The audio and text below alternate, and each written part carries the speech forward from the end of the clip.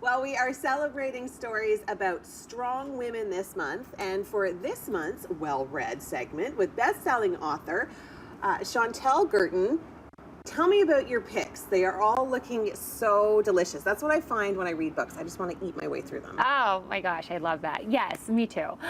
So the first pick is Bright Young Women by Jessica Knoll, and it's a sort of a bit of a reimagining story of the victims and survivors of Ted Bundy. So, wow. Yeah, it sounds like a really heavy topic, but what I love that Jessica did, and she explained this, I saw a little interview with her why she called it Bright Young Woman, was that when she was going through the transcripts for Ted Bundy being in court, the judge said to him, "You're such a bright young man," and it made her really angry because why is he paying a compliment to her, right? Like to a person who did terrible, terrible things. And this is the thing, we often glorify the people who do, you know, and make them into celebrities. And so instead of glorifying their victim.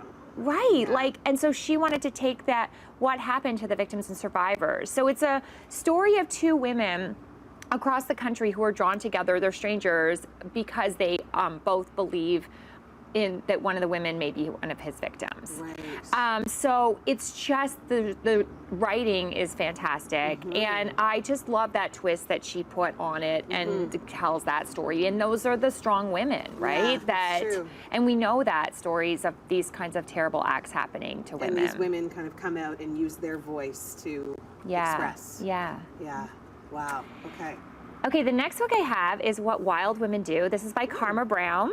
And this is a story that takes place in two timelines. So in the present day, it's a woman who is a screenwriter. She's sort of stuck creatively, and so she goes with her fiance to the Adirondacks, and she's sort of like looking for, you know, inspiration. Yeah. She happens upon like something that leads her to uncover what used to be an all-girls camp, and there's a mystery behind the woman who owned the camp who went missing, who is a very strong woman in the 50s.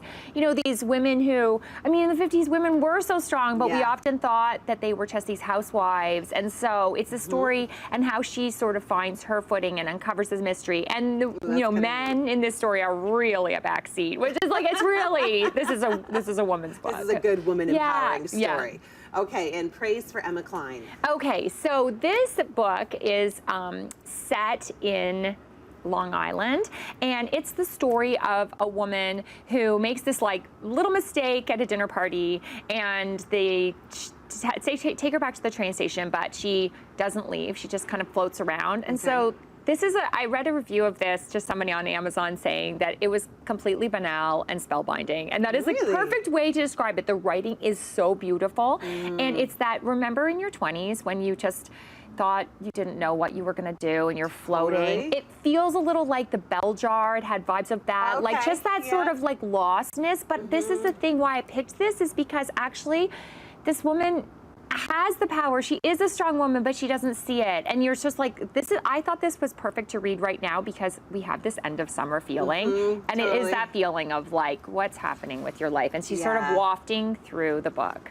It's really interesting, Okay, well, they all sound really, really good. And I have one more, but I don't have it here, but we have the cover because I read it on audiobook and I want to recommend it. It's called Homecoming by Kate Morton.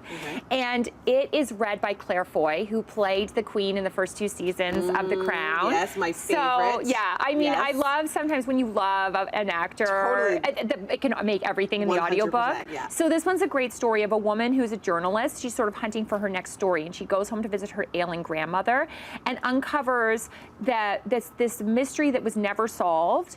And so this goes back in time as realizes her family is tied to it. So it's like, and she takes it from a journalistic lens and like wrapped up. And so it's a mystery, and it's really, and I recommend the audiobook. Thank you so much, Chantel. It's always a pleasure to have you. Some wonderful reads here. For more information, you can just go to @Chantel Guertin on Instagram. Have a wonderful day. It's the end of our show for this Thursday, October the 5th.